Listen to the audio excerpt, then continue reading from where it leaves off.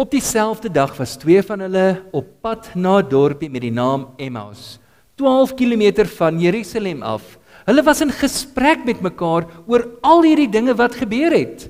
Terwyl hulle so gesels en gedagtes wissel, het Jesus self nader gekom en met hulle saamgeloop, maar hulle oë is verhinder om hom te herken. Hy vra hulle toe, wat is dit wat julle so ernstig met mekaar loop en bespreek? Met somber gesigte gaan hulle staan. Een van hulle met die naam Kleopas antwoord hom, is u dan die enigste vreemdeling in Jerusalem, dat u nie weet van die dinge wat die afgelope paar dae daar gebeur het nie? Hy vra hulle toe, watter dinge? Hulle antwoord hom, die dinge in verband met Jesus van Nasaret, 'n profeet wat magtig was in woord en daad, voor God en die hele volk. En hoe ons priesterhoofde en die lede van ons raad hom oorgelewer het om ter dood veroordeel te word en hom gekruisig het. Ons het so gehoop dat dit hy is wat Israel sou verlos, maar boonop is vandag al die 3de dag van dit gebeur het. En nou het 'n paar vroue uit ons kring ons ook nog ontstel. Hulle was vanmôre vroeg by die graf en kon sy liggaam nie kry nie. Hulle het kom vertel dat hulle 'n verskyning gesien het van engele wat gesê het hy lewe. Sommige van ons mense het ook na die graf toe gegaan en dit net so gekry soos die vroue dit gesê het, maar hom het hulle nie gesien nie. Toe sê hy vir hulle, wat 'n gebrek aan begrip en 'n traagheid van gees. Glo julle dan nie al hierdie dinge wat die profete gesê het nie? Moes die Christus nie hierdie dinge ly om in sy heerlikheid in te gaan nie?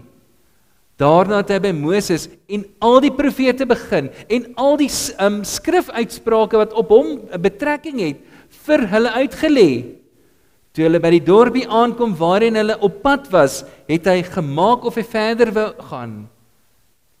Hulle het egter by hom aangedring en gesê, bly by ons, want dit is amper aand en die dag is verby. Toe het hy ingegaan om by hulle oor te bly. Terwyl hy saam met hulle aan tafel was, neem hy die brood, vra die seun, breek dit en gee vir hulle. Toe gaan hulle oë oop en het hulle hom herken, maar hy het uit hulle gesig verdwyn. Hulle sê toe vir mekaar, het ons hart nie warm geword, toe hy op pad met ons gepraat het, en vir ons die skrif uitgelê het nie. Hulle het dadelik opgestaan en na Jerusalem toe teruggegaan. Daar kry hulle die 11 en die ander mense by mekaar, en die sê, die Here het regtig opgestaan, hy het aan Simon verskyn. Toe vertel hulle wat op die pad gebeur het, en hoe hy aan hulle bekend geword het, toe hy die brood gebreek het. So wanneer ons nou op ons volgende skyfie kyk,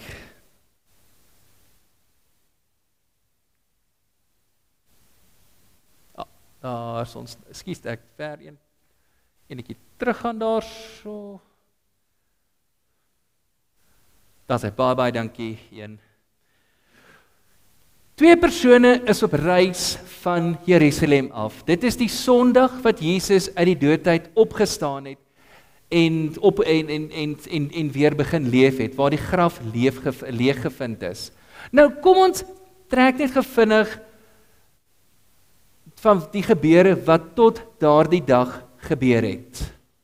Hierdie 2 persone reis terug na die dorp van hulle herkoms. Hulle is 2 van die volgelinge wat saam met Jesus gestap het, alhoewel hulle nie deel van die disippels was nie, was hulle deel van die, kom ons noem dit nou maar die administratiewe personeel. So hulle was nou nie die wat aktief opgelei is om disippels te wees. Hulle was heel moontlik die wat gesorg het dat daar 'n slaapplek was elke aand, of dat daar iets was om te eet, of as daar nou geld gemaak moes word sodat hulle iets moes betaal, dat hulle daardie geld kon invorder of kry. So hierdie 2 was 2 van die meer randfiguur persone wat beweeg het. Nou, die vermelding van een persoon word genoem Kleopas. Nou, wie was Kleopas?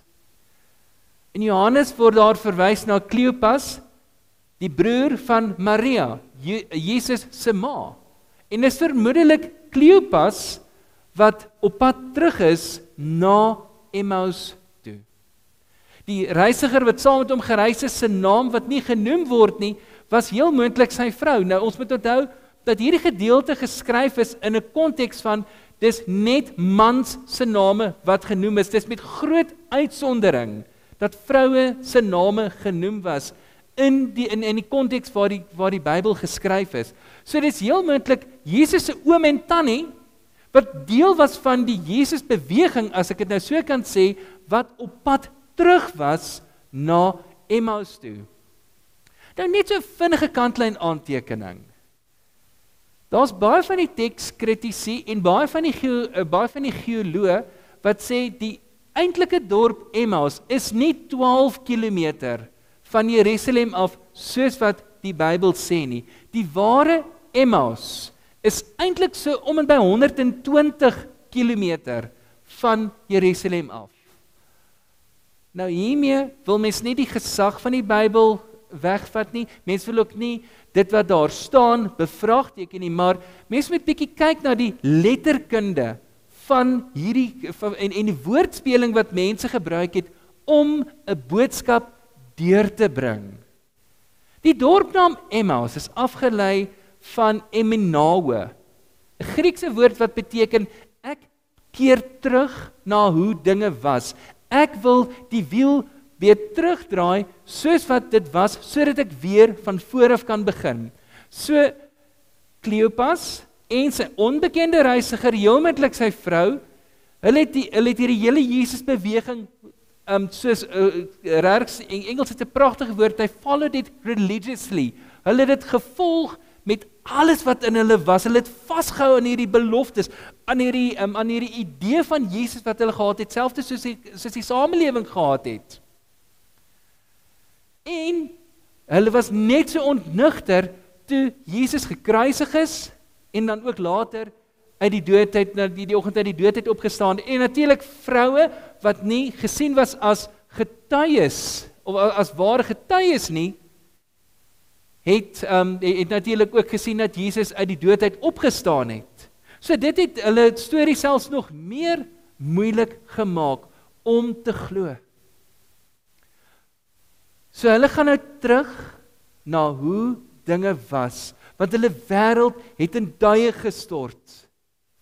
En hulle staar hulle self blind met al hulle voorafgestelde idees, en so dit is nie noodwendig God of Christus wat gemaak het dat hulle nie vir Jesus gesien het nie. Dit was hulle eie voorafgestelde idees, hulle eie beloftes, hulle eie interpretasie van God se belofte wat gemaak het dat hulle Jesus nie herken het nie. En ons is ook baie keer in hierdie ding vasgevang, in hierdie web vasgevang, in hierdie omstandighede vasgevang, waar mens net alles probeer doen om hier uit te kom. En dit is wanneer mens in die Kerstyd begin ingaan, en dan weer tot die besef kom, maar God en Christus is hier om 'n verskil saam met ons te maak. En dit is toe Jesus die hele beginsel van verhoudingsbou gebruik het, om saam met hierdie twee persone 'n pad te begin stap, om weer genesing te kry van hierdie seer wat hulle het. En Jesus gebruik die verhoudingsbou routine wat algemene praktyk in die Joodse kultuur was. Hy het eers saam met hulle begin stap en bietjie oor duitjies en daadjies gepraat en oor die grootste kindernuus, die groot nuushooftrekking. En daar sal ons dalk nou praat oor die regering of oor die stand van die paaie of oor die weer.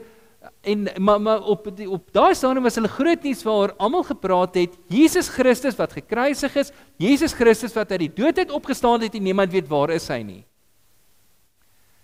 So hierdie twee so Jesus begin en hy stap net saam met hulle en hulle begin bietjie oppervlakkig gesels.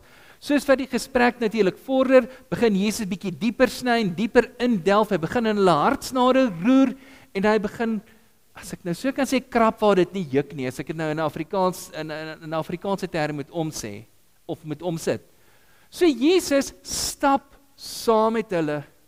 En op 'n stadium verdiep hierdie verhoudingsboupad saam met hulle en hulle kom tot stilstand by die kruising waar hulle moet afdraai na die dorp waarin hulle op pad is. En Jesus wil verder aanbeweeg. Hulle sê nee, kom saam met ons. Want wanneer 'n mens saam stap en verhouding bou, is dit baie maklik. Een stap het vinniger, een stap stadiger, of hulle gaan net elkeen 'n eie pad. As hulle agterkom hierdie werk nie vir ons nie, maar as hulle tot stilstand kom, dan moet jy eers wegtrek om van mekaar weg te wees. So hulle het klaar hierdie bietjie meer in diepte verhouding begin vorm. En vat hulle dit 'n stap verder en hulle sê vir Jesus, maar kom saam met ons aan huis, kom sit by ons. Goed. Dan moet jy, as jy gaan sit, dan moet jy opstaan en dan kan die mense eers uit mekaar uitgaan. Hulle gee vir hom 'n maaltyd om te eet en dan is 'n persoon van daardie kultuur op sy oopste, op sy gereedste om iets te ontvang. En dit was met die breek van die brood, toe hulle vir Jesus herken en hy basies in hulle harte ingaan. Nee, dit is heel moontlik die manier hoe hy die brood gebreek het, heel moontlik het hulle die merke op sy hande gesien. Die teksgedeelte verklaar nie hoekom of hoe hulle Jesus herken het nie. Maar die feit was, toe die brood gebreek word, herken hulle vir Jesus en hy verdwyn voor hulle aangesig. Want in die Joodse kultuur, wanneer jy saam met iemand geëet het, moes jy klaar eet terwyl jy sit, dan moes jy opstaan en dan kon 'n mens uit mekaar uitgaan.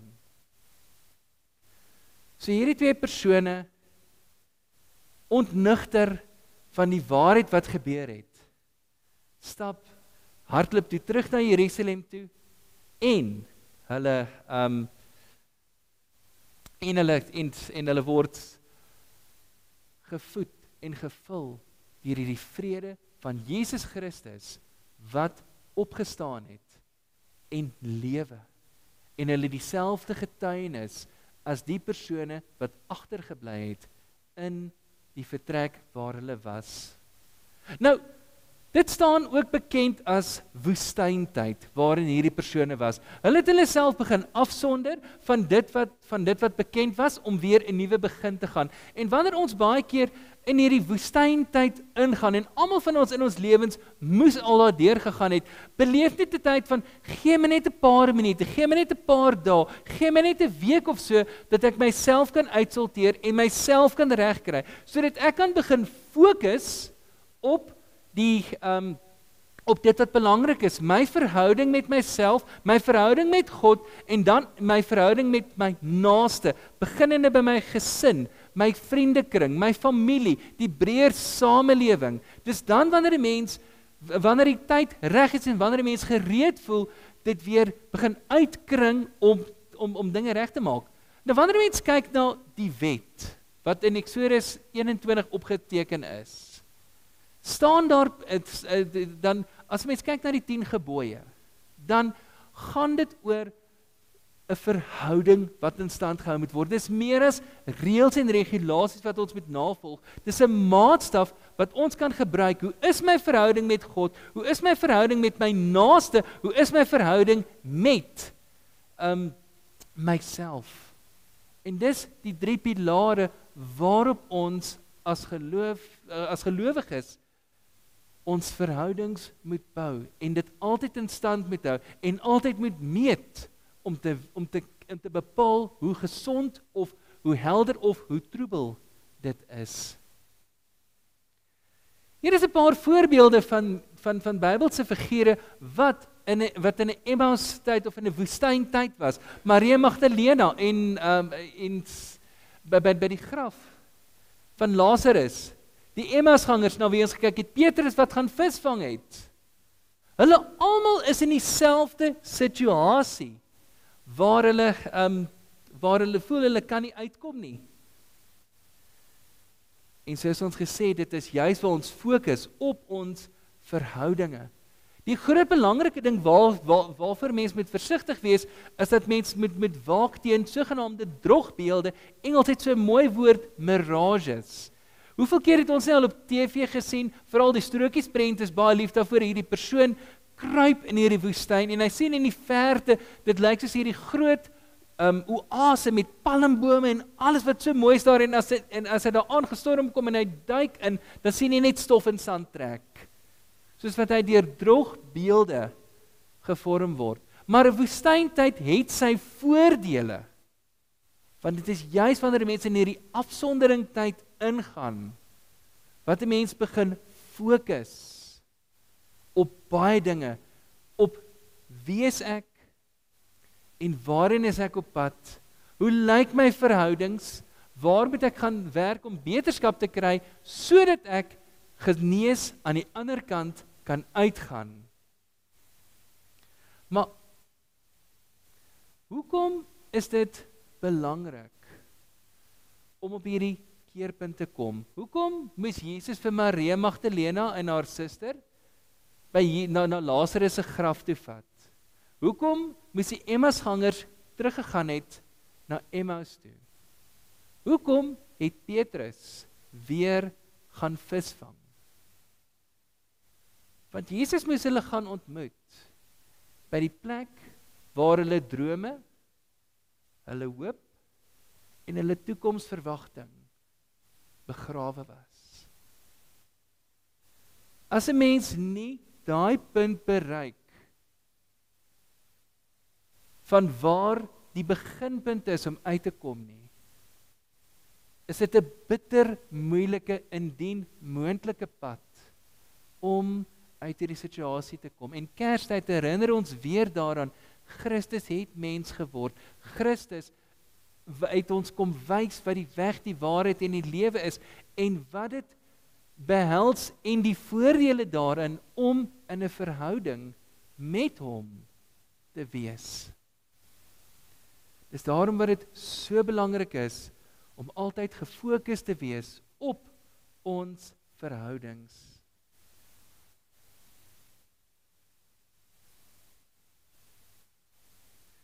En nou daar sê, hoe kom ek in die woestyn? Wat gebeur in my lewe sodat ek op daardie punt van my lewe kom? Jesus vertel 3 gelykenisse in Lukas 19. 3 gelykenisse waar hy wat ons kan interpreteer van wat kan in my lewe gebeur dat ek in 'n woestyntyd van my lewe kan ingaan. Die eerste een is die verhaal van die verlore seun. Dit is ek neem doelbewuste besluit, ek weet daar's risiko's aan verbonde, maar ek neem doelbewuste besluit om in 'n bepaalde rigting in te gaan. En ek aanvaar die verantwoordelikheid, ek aanvaar moontlike terugslae wat ek kan beleef, ek aanvaar wat ook al met my kan gebeur, gaan my eie toedoen wees. So dis 'n 100% wilsbesluit. Dan is daar die verhaal, dan is daar die gelykenis van die verlore skaap. Die verlore skaap is deel van 'n trop skape. En eentjie van die trop af sien net daar is 'n bossie wat die ander nog nie geëet het en hy weet daardie bossie is goed vir hom om 'n goeie gehalte wol of 'n goeie gehalte vleis te gee, en hy dwaal bietjie van die trop af om daai bossie te gaan eet. Dan sien hy eentjie verder is daar nog 'n bossie, hy kan mos nog die trop sien, dan gaan eet hy daardie bossie ook, en hy eet die volgende en hy ook, en hy eet die volgende en hy ook. So jaag ons ook baie keer, sonder dat ons besef, geleenthede na, wat ons ook al hoe dieper en dieper en dieper in die moeilikheid of in 'n woestyntyd kan inforceer. En teen die tyd wat die skaap die laaste bossie geëet het en sy maagie lekker trommel dik is en hy wil terugkom by die kudde, het hy 'n probleem. Want waar is die pad wat hy gevolg het tot daar in sy maag? En hy sit vas in hierdie woestyn area. Dan is daar die pragtige verhaal van die verlore muntstuk. En ons almal ken mense wat al 'n slagoffer was van iets wat in ons lewe gebeur het. Ons het nie beheer daaroor gehad nie, maar dit het ons van die afgrond afgestoot in 'n woestyn tydperk van ons lewe in. Want 'n muntstuk uit sy eie kan nie beweeg nie. Hy het 'n aksie nodig om hom van die kas af te kry, of 'n ander muntstuk stamp teen hom, of iemand vee dalk net die kas af en hy val en hy val af en hy beland daar in daardie in daai woestyn, in daai donker, stowwerige plek. En dan is mens in hierdie woestyntyd waarna ons dan ook reeds gekyk het. Die ander kant, hoe kom ek daar uit? Weereens, baie keer, maak nie saak hoe ons daar beland het nie, kan ons as die verlore seun, ons het die kennis, ons het die ervaring, ons weet hoe om daar uit te kom, en ons begin om onsself toe te rus, sodat ons uit hierdie plek kan uitkom, saam met God, en met ons ondersteuningsnetwerk wat ons het, sodat ons weer op 'n beter plek kan wees. Die verlore skaap hoor die herder al roep, of sien die herder wanneer die herder hom kom soek, en hy hardloop na die herder toe.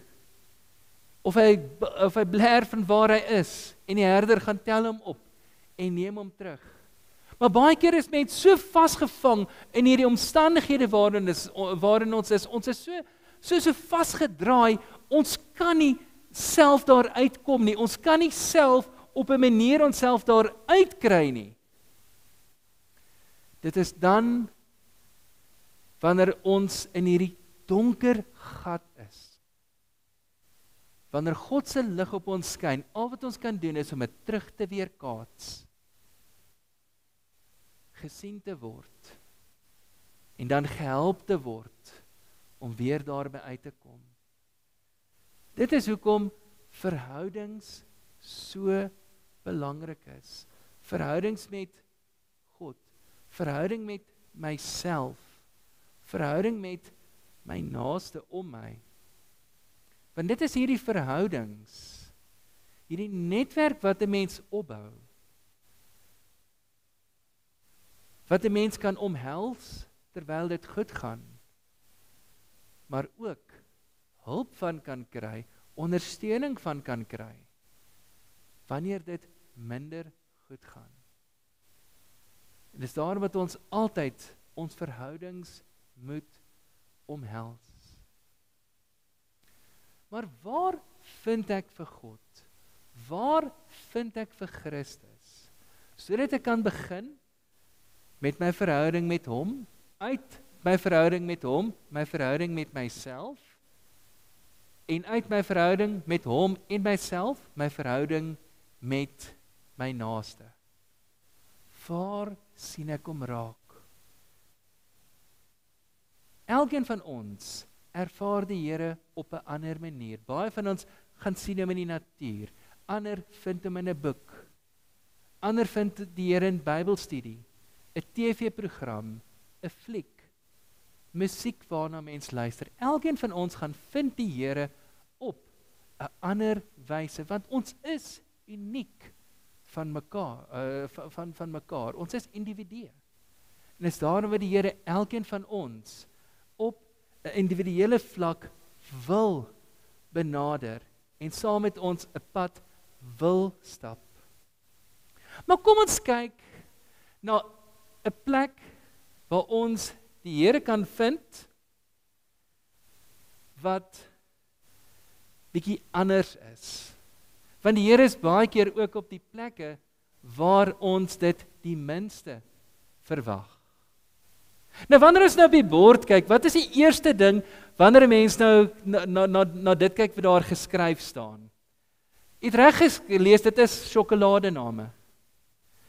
Ek is eintlik baie bly die kinders is nie hier nie, want dit word baie keer as 'n wapen gebruik na die tyd. So wys maar vir die kinders hierdie na die tyd, wanneer die heruitsendings beskikbaar is, maar waar kan ek die Here vind, selfs in 'n nederige sjokoladerak in Checkers of in Spar? Met dit gaan ons natuurlik die hele boodskap van verlossing moet bring. Nou die eerste sjokolade is die Tempo. Nou ongelukkig is die Tempo nou nie meer op die mark beskikbaar nie. Hy is vervang deur die 5-star sjokolade. So dis baie dieselfde tipe sjokolade, maar die tempo was mos hierdie karamel met sjokolade en hierdie ronde shortbread koekietjies in wat hom ook nogal lekker gemaak het. En dis een van my persoonlike gunstelinge. Nou die tempo leer ons van ons raak so vasgevang in hierdie lewe, ons raak so besig in hierdie lewe, ons raak baie keer soos hierdie verlore skaap, dat ons onsself hier probeer meer weg begin dryf van die Here, met hierdie pas waarmee ons besig is. Die vroeër jare was daar altyd hierdie gesegde, ons as gelowiges raak so besig met die dinge van die Here, ons vergeet dat daar die Here van die dinge is. En dis dan wanneer 'n mens al hoe verder en verder en verder begin wegdryf van God af. Nou die verhaal word vertel van hierdie ryk jong man. Hy het homself mooi opgewerk in hierdie maatskappy waar hy werk. Hy het die grade gekry wat hy nodig gehad het en hy besluit, hy gaan vir homself 'n sportmotor aanskaf.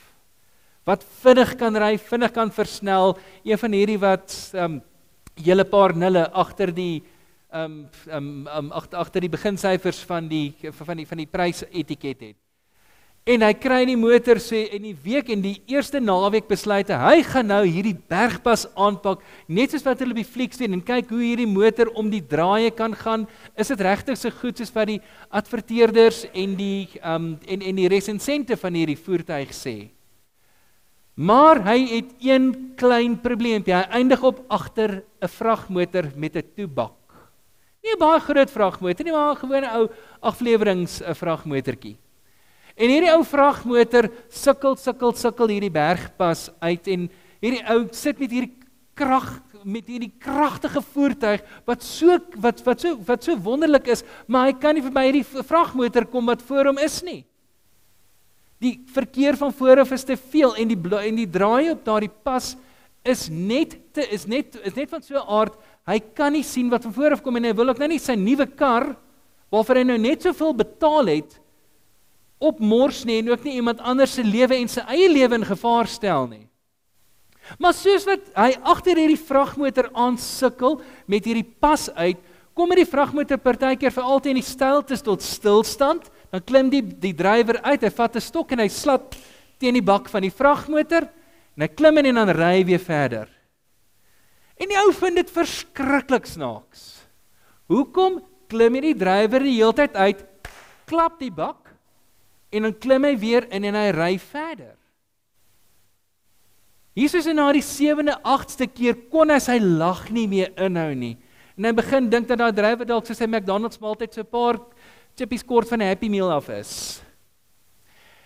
En hy klim uit daai drywerwese, hy klim om hy en daai stok se vat en terugtrek en hy vra, hoor hierso, dink jy hierdie is 'n lewende dier of 'n lewende organisme wat vinniger gaan beweeg as jy hom slaan? Jy is lagwekkend, die mense lag jou uit. Elke keer as jy die trok slaan dat hy weer vinniger kan ry. Ek dink baie van ons wil dit met ons karre ook doen, maar hierdie vragmotor bestuurder sê toe vir meneer, nou kom ek verduidelik vir jou wat is aan die gang. Die jong man is reg, verduidelik. Ek wil weet. Hy sê meneer, my vragmotor is vervaardig om 3 ton te dra. Goed, ek verstaan dit, maar meneer, ek is oorlaai. Die jong man, okay. Hierdie vragmotor is gelaai met 'n vrag van 6 ton. Maar hoekom slaan jy die ding nog steeds? Kom die reaksie. Meneer, jy verstaan nie, sê die vragmotorbestuurder, dis 6 ton budgies. En elke keer wanneer hierdie budgies op die stokkies gaan sit, raak hierdie vragmotor te swaar, dan slaan ek teen die bak en dan sal almal in die lug, dan kan ek verder ry.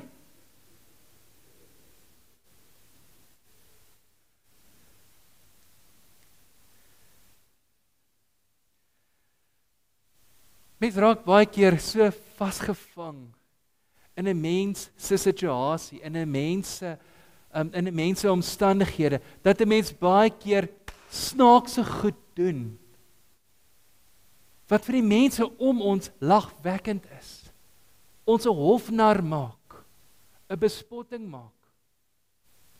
Maar dit is ons wanhopige pogings om onsself uit hierdie moeilikheid uit te kry, al is dit net tydelik.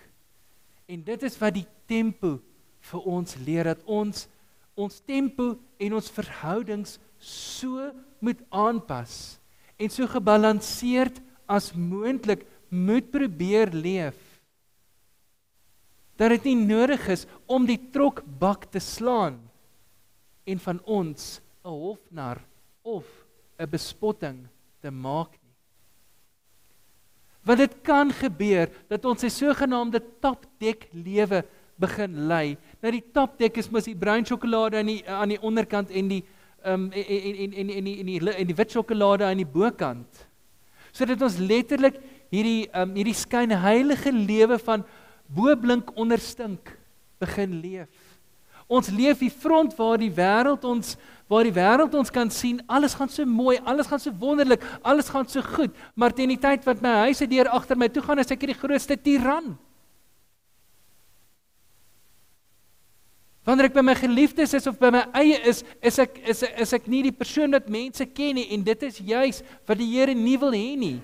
Dat ons oral in al die verhoudings waar ons is, dieselfde geskape wese moet wees. Ja, partykeer wanneer 'n mens by die huis is, gaan 'n mens ander eienskappe van 'n mens se persoonlikheid wys, as wat mense by die werk se wys, want baie keer vra die omstandighede iets anders, maar die Here vra nie dat mense 'n totale nuwe persoonlikheid moet kry, wanneer die omstandighede verander, en dit is presies wat die skynheilige tapdek lewe van ons gaan begin vereis, om te sê, ons begin hierdie dubbele standaarde, hierdie dubbele lewe leef.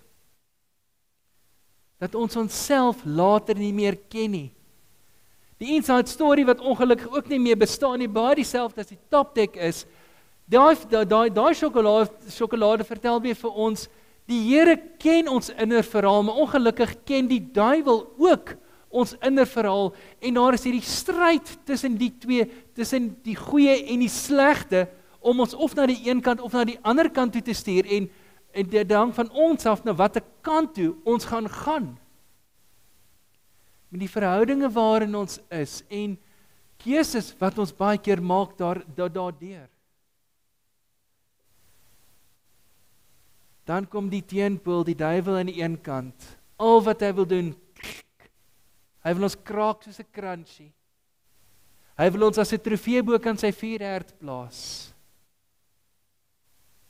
En sê, ek het hom ook gewen, ek het hom ook gekry. Hy is ook myne. Maar dan kom die Here aan die ander kant en hy sê, goed, ek bied vir jou 'n ball one. Ek bied vir jou meer as wat jy nodig het. Daai TV-advertensie onthou ek so goed, toe ek as kind was in die 80er, 90er jare, dan wys dit hierdie klomp brandweermanne wat besig is om die vuur te blus, en dan wanneer die brand geblus het, dan haal die een sy koffievles uit en gooi dit in sy beker, en hy bied vir die persoon vir die brandweerman wat langs hom sit, ook van sy koffie, en dan vra hy vir hom koffie, en dan sê die ander brandweerman nou ball one, en in hierdie verskriklike warm omstandighede haal hy die perfekte ball one uit en hy eet hom. Daai ding is so goed, hy het nie eens gesmelt in die hitte waarin hulle was nie. En dis wat die Here vir ons wil gee, hy wil vir ons meer gee as wat ons nodig het, sodat ons weer kan uitdeel, en gaan nou in die einde sal ons bietjie meer daaraan raak ook. Van tyd tot tyd kry mens nog die sjokolade nou, wat ook op die winkel raak is, die verpakking lyk baie soos die Ball One se verpakking wat in Suid-Afrika beskikbaar is, en die binnekant van die Now is ook baie dieselfde as wat die Ball One is, stel miskien net die generiek weergawe of so van die Ball One, maar die boodskap wat die Now uitbring, is nou is die besluit om te sê, ek kies die Here, ek wil nie 'n crunchy wees nie, ek wil die Ball One hê wat die Here vir my wil gee.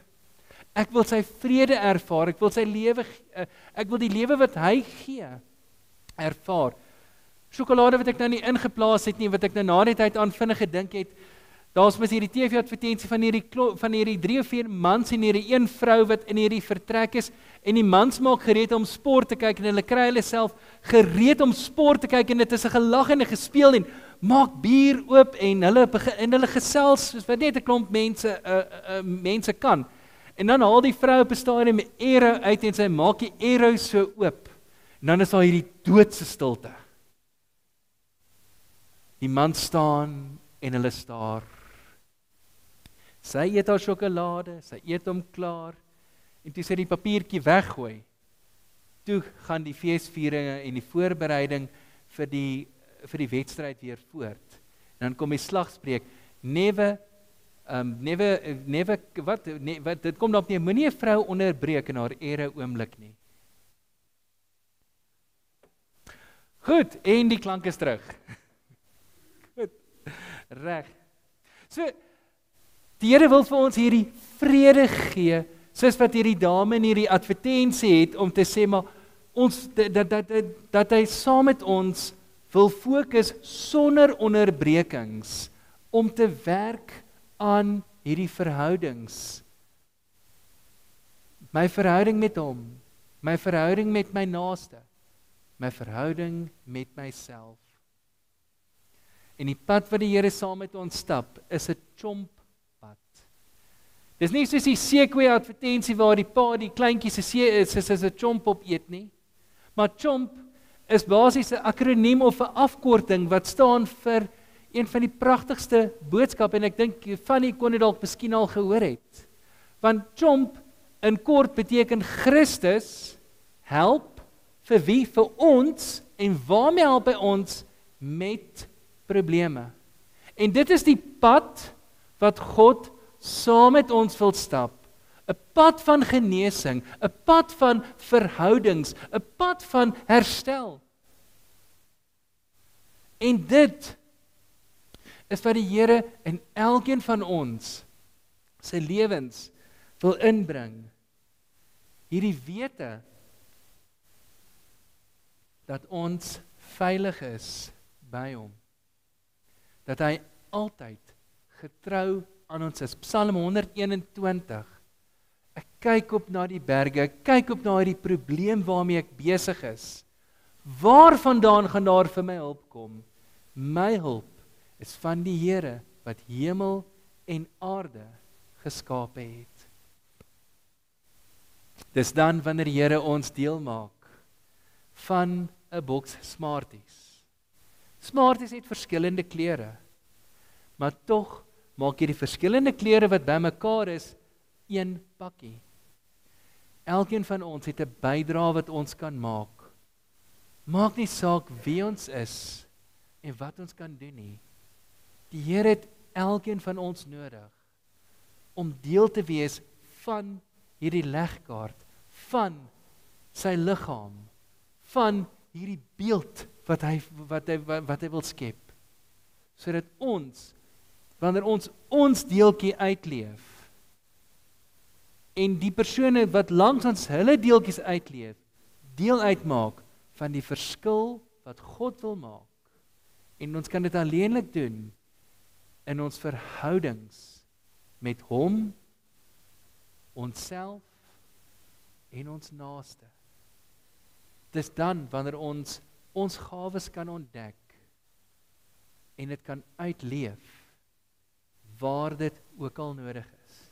Smart is hierdie pragtigste slagspreuk, dit word baie klein deesdae op die boksie gedruk. What a lot I got. En dit is presies dit.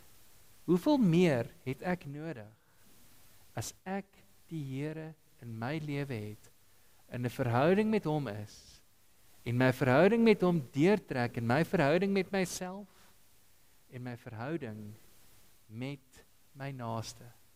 Dis dan wanneer ons sy lig sal laat skyn. Kom ons buig die hoofde. Here, baie dankie vir 'n voorreg dat ons 'n verskil kan maak waar ons is. En dankie dat ons weet, U is elke tree van die pad saam met ons. Help ons om U te vind en te ontdek te ontgin en uit te leef, waar dit ook al nodig is, of dit in ons eie lewe is, ons gesin, ons familie, ons vriende, in 'n samelewing. Help ons om die regte besluit op die regte tyd te neem. Amen. Voor ons dan afsluit met ons lied, terwyl die span na vore kom. Ek het op 'n stadium 'n videogreep gesien van die baie bekende liedjie This Little Light of Mine. Dit het begin met hierdie een gloeilampie wat in hierdie donkerte loop. Nou waar soos hierdie gloeilampie loop en sy liggie laat skyn, dan kan 'n mens sien dat hierdie gloeilampie in 'n park beweeg. Want hier kan jy 'n parkbankie sien. Jy kan sien hy loop op die paadjie met bietjie grasies die kant en 'n bietjie grasies daai kant. So met sy beperkte lig kan 'n mens so min of meer sien waar hy besig is om 'n verskil te maak. In die agtergrond kan 'n mens die naglig sien en in die naglig kan 'n mens die silhouette sien van geboue. So mens kan aflei dat dit 'n park in 'n stad is. Soos wat die liedjie ontvou, dan kom daar op 'n stadium nog 'n liggie by en nog 'n liggie by en nog 'n liggie by en dan aan die einde van hierdie lied This Little Light of Mine is dit hierdie magdom gloeilampies wat bymekaar is en hierdie hele park so verlig dat dit amper vir die hele stad waarin hierdie park is lig gee sodat die mense kan sien. Dit is heel moontlik seker beurtkrag daar gewees. Maar in elk geval, as elkeen van ons net dit kan regkry om ons lig te laat skyn waar dit nodig is, en ons laat die persoon langs ons toe ook hulle lig te laat skyn, gaan daai eenheid wat ons uitleef 'n godsverskil kan maak in 'n wêreld wat donker is, koud is, liefde en lewe nodig het.